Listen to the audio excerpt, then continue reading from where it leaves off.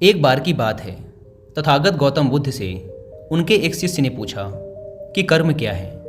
यह सुन गौतम बुद्ध मुस्कुराए और उन्होंने जवाब दिया, कर्म को समझाने के लिए मैं तुम्हें एक कहानी सुनाता हूँ। इस कहानी को सुनने के बाद तुम सभी यह समझ जाओगे कि कर्म क्या है। गौतम बुद्ध ने कहानी सुनानी शुरू की कि एक राज्य में एक राजा राज करता था। एक बार वह अपने मंत्री के साथ देश का भ्रमण करने निकला। भ्रमण करते करते राजा और मंत्री एक बाजार में पहुंच गए। उस बाजार में राजा का ध्यान एक दुकानदार के ऊपर गया। उस दुकानदार को देखते ही राजा के मन में ना जाने क्यों यह विचार आया कि मैं इस दुकानदार को कल फांसी की सज़ा दे दूं। यह बात राजा ने अपने मंत्री को बताई। मंत्री कुछ बोले कि उससे पहले ही राजा उस दुकानदार की दुकान के सामने से आगे निकल चुके थे और दूसरी बातें करने लगे। मंत्री बहुत ही चिंतित हो गया। वह यह बात समझ नहीं पा रहा था कि आखिर दुकानदार की गलती क्या है। दुकानदार से बिना कुछ बात किए, बिना कुछ सोचे समझे महाराज ऐसा फैसला लेने के बारे में क्यों सोच रहे हैं। राजा और मंत्री भ्रमण करने के बाद राजमहल वापस चले गए, लेकिन मंत्री को रात भर नींद नहीं आई। सुबह जागने के बाद मंत्री एक साधारण प्रजा का रूप बनाकर उस दुकानदार के पास गया और उस दुकानदार से पूछा, तुम बेचते क्या हो? दुकानदार ने जवाब दिया, मैं चंदन की लकड़ियां बेचता हूँ। फिर मंत्री ने आसपास के लोगों से दुकानदार के बारे में पूछना शुरू किया। सबने जवाब दिया कि दुकानदार किसी से बोलता नहीं, हमेशा दुखी रहता है। मंत्री को बात समझ में आ गई। वह मंत्री फिर वापस दुकानदार के पास गया और उस दुकानदार से पूछा, तुम दुखी क्यों रहते हो? दुकानदार ने बताया, मैं दुखी इसलिए रहता हूँ क्योंकि मेरे दुकान पर लोग आते हैं, चंदन की लकड़ियाँ सूंघते हैं और बोलते हैं बहुत ही सुंदर है, बहुत ही अच्छी महक है, लेकिन कोई खरीदता नहीं, इसलिए मैं बहुत दुखी रहता हूँ। मंत्री को भी दुकानदार की बात सुनकर दुख हुआ। उसने सोचा कि आखिर कोई भी दुकानदार दुखी क्यों ना हो अगर उसके दुकान का कोई भी सामान खरीदा ना जाए, जबकि सामान में कोई कमी ना हो। मंत्री सोचने लगा कि यह दुकानदार अपने दुखों की वजह से इतना दुखी रहता है, परंतु राजा इस दुकानदार को फांसी पर क्यों लटकाना चाहते हैं। अर्थात राजा के मन में आए हुए विचार का उत्तर अभी तक मंत्री को नहीं मिला था। मंत्री ने फिर दुकानदार से पूछा, भाई तब तुम क्या करोगे अगर तुम्हारे दुकान की सारी चंदन की लकड़ियाँ ऐसे ही रखी की रखी रह जाएंगी तो? दुकानदार ने गुस्से के भाव में बोला, हाँ मैं जानता हूँ कि मेरी चंदन की लकड़ियाँ ऐसी ही रखी रह जाएंगी, इन्हें कोई नहीं खरीदेगा। इसीलिए तो मैं सोचता हूँ कि हमारे देश का राजा जल्दी से जल्दी मर जाए। अगर वह जल्दी से मर जाता है तो मैं उस राज दरबार में उस राजा के दाह संस्कार के लिए अपनी चंदन की लकड़ी दे देता, जिससे मुझे कुछ पैसे भी मिल जाते और इस बाजार के अलावा बाकी के लोगों को भी मेरी चंदन की लकड़ियों के बारे में पता चलता। तब फिर शायद कुछ न कुछ लोग मेरी दुकान से चंदन की लकड़ियां खरीदने जरूर आते। मंत्री दुकानदार की बात को सुनकर सब कुछ समझ गया, लेकिन मंत्री बहुत चतुर और समझदार भी था। उसके मन में एक विचार आया। मंत्री ने दुकानदार से चंदन की कुछ लकड़ियां खरीद ली। इस खरीदारी से दुकानदार को कुछ पैसे भी मिल गए और वह थोड़ा खुश भी हो गया। मंत्री चंदन की लकड़ियों को लेकर वापस राज दरबार चला गया। राज दरबार पहुंचकर मंत्री ने उन चंदन की लकड़ियों को राजा के समक्ष रख दिया और बोला कि हे राजन, ये चंदन की लकड़ियां उसी दुकानदार ने आपको भेंट की हैं जिस दुकानदार को आप कल फांसी देने के बारे में सोच रहे थे। राजा ने उन चंदन की लकड़ियों को सूंघा और उन्हें उन चंदन की लकड़ियों की सुगंध बहुत पसंद आई। उन्होंने कहा, यह चंदन की लकड़ियाँ बहुत ही ज़्यादा खुशबूदार हैं। दुकानदार के इस अनोखे भेंट से राजा बहुत खुश हुए और मंत्री को कुछ स्वर्ण मुद्राएं देकर बोले, जाओ उस दुकानदार को ये स्वर्ण मुद्राएं इनाम में देना और बोलना कि आज के बाद महल में जब कभी भी चंदन की लकड़ी की जरूरत पड़ेगी तब तुम्हारे दुकान से ही चंदन की लकड़ी ली जाएगी। यह बात सुनकर मंत्री जी मुस्कुराने लगे तथा सोचने लगे कि अब तो राजा के मन में उस दुकानदार को फांसी देने का विचार आ ही नहीं सकता, क्योंकि अब तो हमेशा राज दरबार के लिए चंदन की लकड़ियों के इंतजाम की जिम्मेदारी उस दुकानदार को मिल गई है। मंत्री स्वर्ण मुद्राओं को लेकर वापस दुकानदार की तरफ चल पड़ा। इधर राजा इस विचार में पड़ गए कि वह दुकानदार तो बड़ा ही अच्छा इंसान है।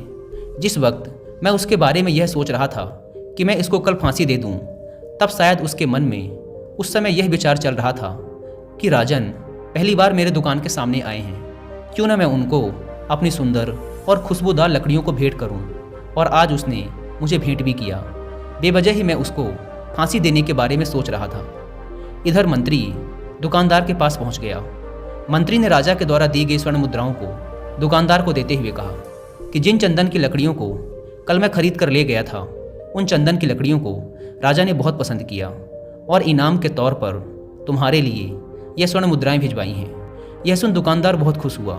साथ ही साथ मंत्री ने उस दुकानदार को यह भी बताया कि अब आज के बाद राज दरबार में जब कभी भी चंदन की लकड़ियों की ज़रूरत पड़ेगी तो सारी चंदन की लकड़ियाँ तुम्हारी दुकान से ली जाएंगी। दुकानदार मंत्री की बात सुनकर बहुत ही खुश हो गया। मंत्री ने दुकानदार से पूछा, क्यों भाई, तुम तो राजा के बारे में इतना बुरा भला सोचते थे, लेकिन देखो राजा तुम्हारी कितनी चिंता करते हैं, राजा कितने अच्छे हैं, राजा अपनी प्रजा के बारे में कभी भी गलत नहीं सोचते। दुकानदार मंत्री की बात से सहमत हो गया और बहुत दुखी होकर राजा के प्रति अपने बुरे विचार पर पश्चाताप करने लगा। दुकानदार मंत्री से बोला, मैं कितना गलत सोचता था राजा के बारे में, राजा तो बड़े ही अच्छे हैं, बड़े ही भले राजा हैं, भगवान करे कि राजा की बहुत ही लंबी आयु हो। यह बात सुनकर मंत्री भी बहुत खुश हुआ। फिर मंत्री वहाँ से वापस राज दरबार को चला गया और यहीं पर तथागत गौतम बुद्ध ने इस कहानी को समाप्त करते हुए अपने शिष्यों से पूछा कि अब आप ही लोग बताओ कि कर्म क्या है। किसी शिष्य ने कहा, कर्म बोले हुए शब्द हैं। किसी शिष्य ने कहा, कर्म वाणी है। तो किसी ने कहा, कर्म सोच है। तो किसी ने कहा, कर्म भावना है, वगैरह वगैरह। अपने सारे शिष्यों के जवाब सुनने के बाद महात्मा गौतम बुद्ध ने कहा कि इंसान के विचार ही उसके कर्म हैं। हमारे विचार जैसे रहेंगे हम वैसे ही कर्म करेंगे और उन्हीं विचारों के द्वारा किए हुए कर्म हमारे सुख और दुख के लिए उत्तरदायी होते हैं। अर्थात अगर हमारे विचार ही गलत हैं तो हमारे द्वारा किए हुए कर्म भी गलत ही होंगे और उनका परिणाम भी गलत ही निकलेगा, जिसके परिणाम स्वरूप हम दुखी रहेंगे।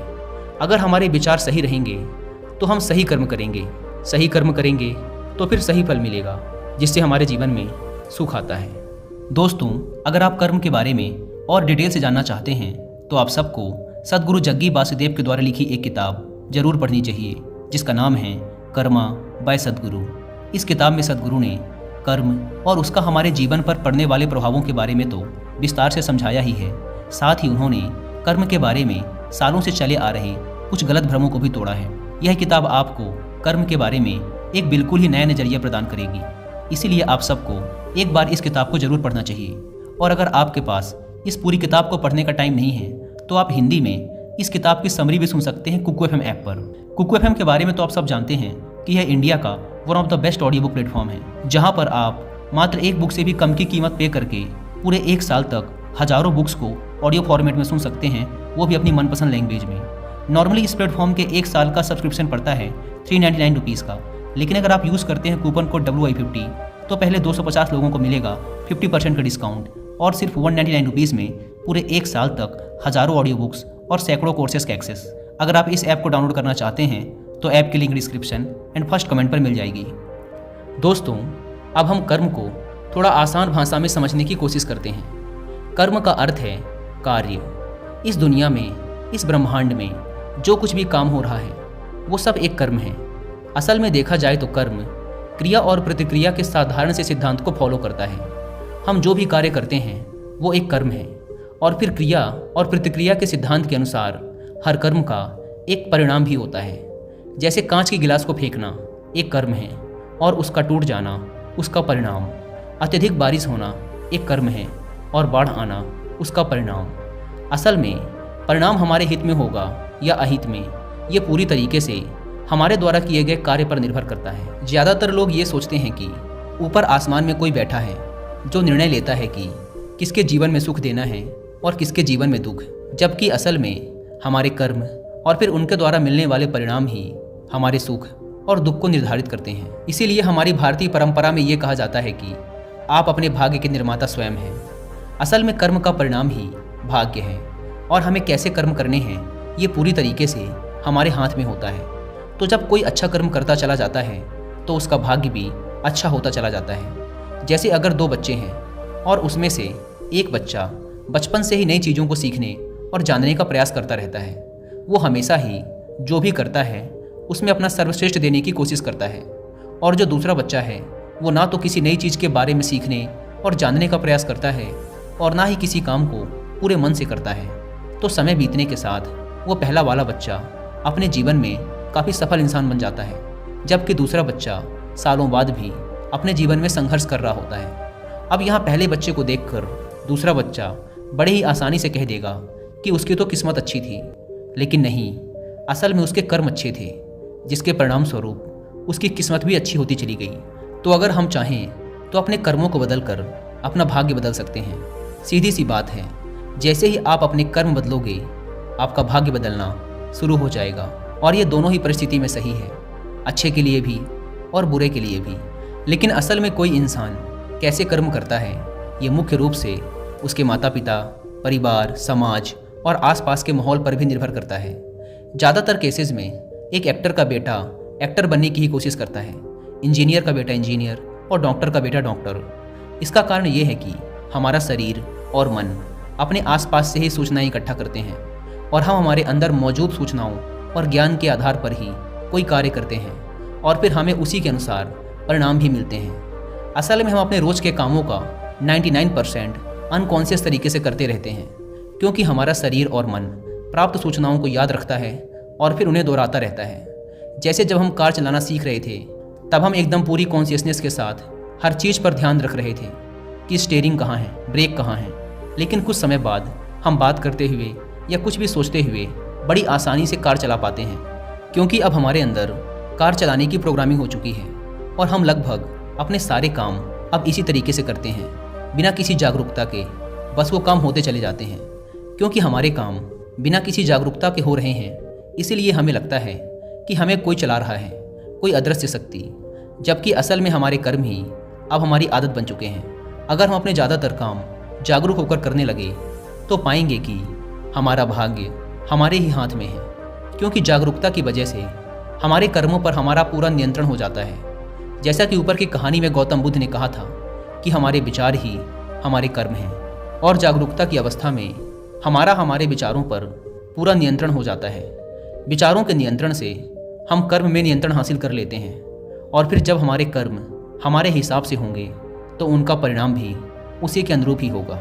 इसीलिए गौतम बुद्ध ने चित्त के नियंत्रण पर जोर दिया है कि जब किसी इंसान का चित्त ही शुद्ध हो जाएगा तो उसके मन में बुरे विचार ही कैसे आएंगे और फिर वो बुरे कर्म ही कैसे करेगा।